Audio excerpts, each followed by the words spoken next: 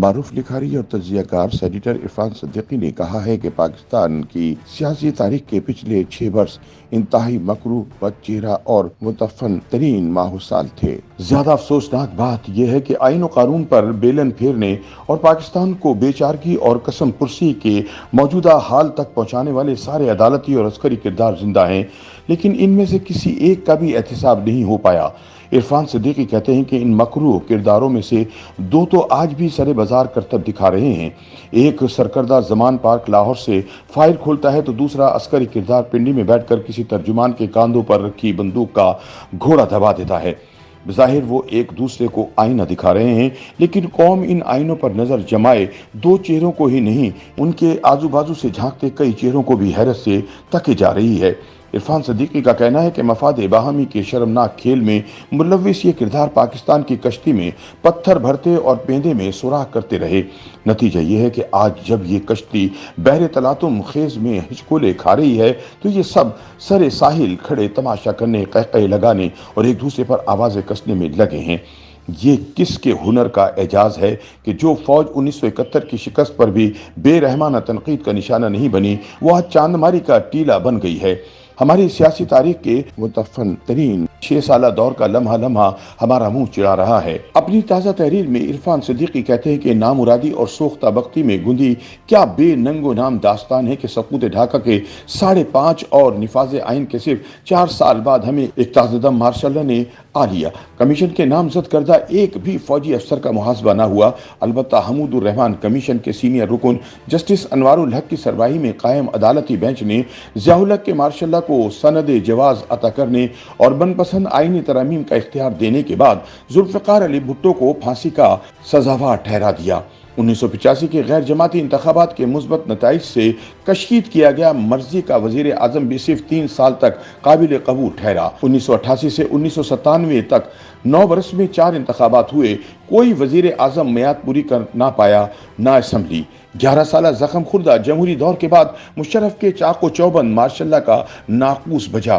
صاحبان آمریت تلے اپنے اپنے مکان میں بولنے والے کردار وزیر اعظم کہلائے۔ غلام مصطفیٰ جوتوئی، بلخ شیخ مزاری، معین قریشی، مہراج خالد، میاں محمد سومرو، اظہار خان کھوسو اور ناصر الملک معطوب وزرائے اعظم کے درمیان جز وقتی محبوب بن کر آئے اور چلے گئے۔ عرفان صدیقی کہتے ہیں کہ 20 سالہ مارشل لا اور تقریباً 2 برس پر محیط نگرانوں کا دور نکال دیا جائے تو 12 منتخب وزرائے اعظم کے حصے میں صرف 28 برس آئے، یعنی اوسطاً 2.5 برس سے بھی کم۔ ان کا کہنا ہے کہ آئین شکنی سے بڑا جرم کوئی نہیں۔ جنرل مشرف نے 2 بار یہ جرم کیا۔ پہلا جرم قلت فاخرہ پانے والے ارشاد حسن خان نے کار ثواب قرار دے دیا۔ دوسری آئین شکنی پر نواز شریف نے پہلی بار آرٹیکل 6 کے تحت وقت کے آمر کے خلاف آئین شکنی اور بغاوت کا مقدمہ چلایا۔ عدالت نے اسے سزائے موت سنائی اور اسلام آباد کے ڈی چوک میں تختہ دار پر لٹکانے کا حقدار ٹھہرایا۔ تاہم اس کے ساتھیوں نے اسے باعزت ملک سے نکال دیا اور آج وہ دبئی میں مقیم ہے۔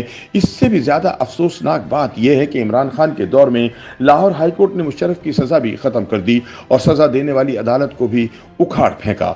بعد ازاں مشرف کو سزا سنانے والے پہلے جسٹس وقار سیٹھ بھی پراسرار حالات میں انتقال کر گئے۔ قانون سب کے لیے برابر اور رول آف لا کی دہائی دینے والے خان صاحب کے اٹارنی جنرل، ایڈوکیٹ جنرل اور دیگر عدالتی افسروں نے قدم قدم پر مشرف کا ساتھ دیا۔ مشرف پر بیک وقت نصف درجن مقدمات چلتے رہے، ضمانتیں بھی منسوخ ہوئیں، اسے ایک دن کے لیے بھی کسی جیل کی ان کوٹھریوں سے پالا نہیں پڑا جن کی بوسیدہ میل خوردہ دیواریں سیاستدانوں سے گہری شناسائی رکھتی ہیں۔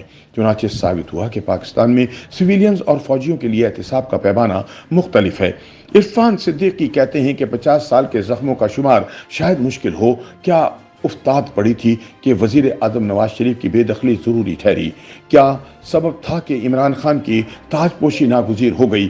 ثاقب نثار جیسے منصف موسم شناس کی بارگاہ عدل ناشناس سے خاں صاحب کو امانت اور دیانت کی دستار فضیلت ادا کرنے کا فرمان کس نے جاری کیا؟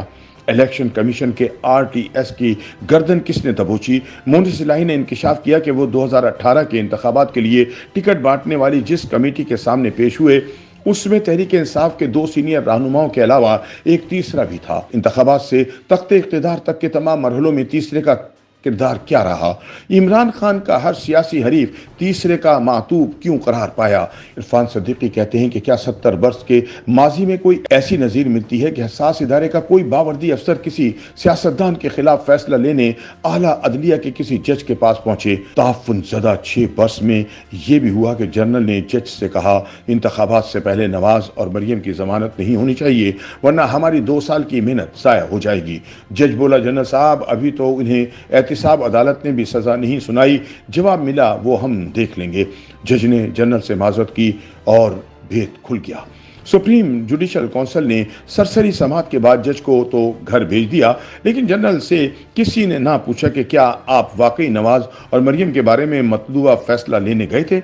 जज की पेटिशन को सुप्रीम कोर्ट में पड़े 5वां साल हो रहा है। सिर्फ 9 समाअतें हुई। जल्द समाअत की 20 दरखास्तें और दर्जन भर फरियादी खतूत ठहरी हुई झील में कोई इर्ताश पैदा नहीं कर सके। ऐसे में अंदाजा किया जा सकता है कि पाकिस्तान का मुस्तकबिल क्या होगा। YouTube पर गूगली न्यूज देखने के लिए youtube.com की सर्च बार में गूगली न्यूज टीवी टाइप करें। गूगली न्यूज के पेज पर सुर्ख रंग के सब्सक्रिप्शन वाले बटन पर क्लिक करना ना भूलिए। YouTube पेज पर अपलोड होने वाली वीडियोस से बाखबर रहने के लिए बेल आइकन पर क्लिक कीजिए। आपको हर नई वीडियो के बारे में नोटिफिकेशन मौसूल हो जाएगा।